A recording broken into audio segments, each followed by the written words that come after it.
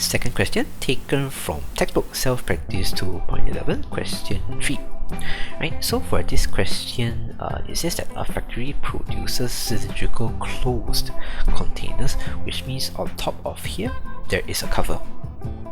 Okay, so every container there's a volume of 32 pi, and the cost to produce this top and bottom covers is 2 cents per cm square, which is these two lah. Then the cost to make the material for the curved surface, which is this blue part, is 1 cent per cm square. Right, so for the first question, it tells us to show the cost equation is this, and it can only have R in the equation. Okay, nothing else, just R and pi. Okay, because pi is just a value. Right, so how do we find the cost equation first? Right, if you look back here, right, the cost here is also depending on the cm square.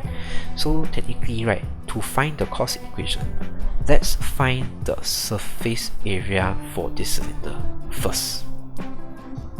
Okay, so surface area is actually 2 circles plus 1 curved surface, right? 2 circles plus 1 curved surface. But this curved surface, when you open up this cylinder, it is actually an rectangle.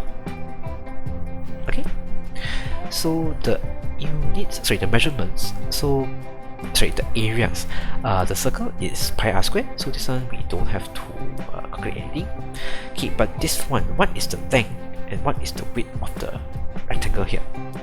Okay, so for the length, the top part here, this is actually the circumference of the circle, right? So up here should be 2 pi r. Then for this width, this is actually the height of the cylinder, so it's h. Okay, so now we have the surface area already, then we can multiply the cost. Okay, so here top and bottom is 2 cents per cm square, so for this circle we need to multiply another 2. Okay, but for this one no need, because this one is just 1 cent per cm square lah. Multiply 1 also make no difference, right? So if I change this circle to pi r square, and this one is actually 2 pi r times h, this would be my cost equation. But you can see that our equation here, there's a h, where you can see that the equation that we need to show does not have h. So how do we change h to r? So this is the first step in this kind of equations. We need to change all the unknowns into just one unknown. So in this case, unknowns here we have r and h, we need to change h to r. So how do we do this? So what we can do is use this volume of cylinder given here, 32 pi. Because we know that the volume of cylinder is pi r square h. So we can rearrange a bit, find the value of h, which is actually 32 over r squared. So what we can do is substitute this into here, the h part, and then we rearrange a bit, then you get the equation which is required in the question. Second question, we need to find the dimensions of the container, right? And we need to make sure the cost is minimum. So dimension here means we need to find the radius for this cylinder and the height.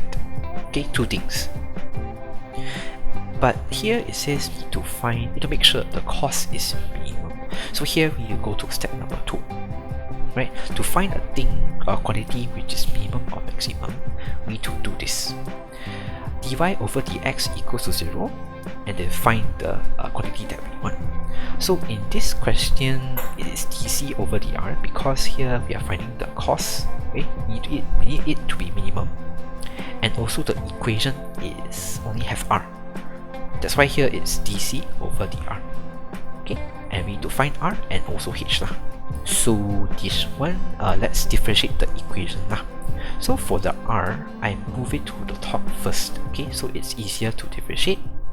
So differentiate, you can see that here 2, I move it to the front, so 2 times 4, 8. Then the power I minus 1. Then the minus 1 here, I move it to the front, so here is negative already. then the power I minus 1. So here it's minus 2. And then we put dc over dr is 0. Then I rearrange the equation a bit. R move to the left side to find the value of r. So r cubed equals to 8, cube move to the other side, r is 2. Okay, and don't forget we need to find the value of h, so we can use this equation. Okay, so 2 I substitute here, then I'll get my h, which is 8 cm. Hey, but the problem is, right, after doing all of this, we don't have a thing which proves r or h can bring a minimum cost. Okay, so this goes to step number 3. We need to find the second order differentiated value. We need to see whether it is a maximum or a minimum value. So let's differentiate this equation again, right, from here. So 8 pi r, is power is 1, so we just extract the value only, 8 pi. And then the power here we need to multiply here, so negative 2 times negative 64 is this value, and the power to minus 1 again, so it's minus 3. But this one you don't have to find the value of r, or meaning substitute 2 here, because if without substitution you can see that this is already positive.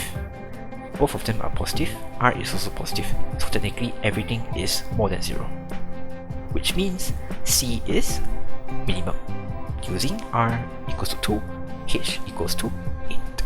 So now, an additional question. How do we use the tangent sketching method to prove that r equals to 2 can bring a minimum cost? Okay, so this one from the previous video, I've said that we need to have 3 values. Okay, before, during, and after, right?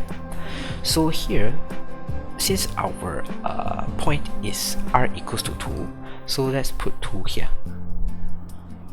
So this before and after, right? The value of r, let me just choose, for before, let us choose a value which is less than 2. Let's say 1. And after, let's say it's 3. Okay, so the next step is actually just for these values of r, right? Find the value of dc over dr, or meaning this is actually the gradient. The gradient of the tangent. Okay, so let's say if we substitute 1, it will become 1 here and 1 here. So if you minus, right, technically it will be a negative value. I think it is negative 56 pi. Yeah, negative 56 pi. So this one, we don't need to figure out what the value is, but just whether it is positive or negative. So this one is negative, right? And if we substitute 2, this one is 0 lah, right? Because this is how we found r ma. This one, dc over dr is equals to 0. And for 3, this one we just substitute here, and if you substitute, you'll get a positive value. Okay, so next, the shape. So the shape is actually, just draw the shape out lah. Negative would be a downward line, then 0 would be a horizontal line, then positive would be an upward line. So you can see from the 3 shapes you combine together, this is actually a minimum value, right? Okay. So this is how we use tangent sketching method to figure out whether a point is minimum or maximum.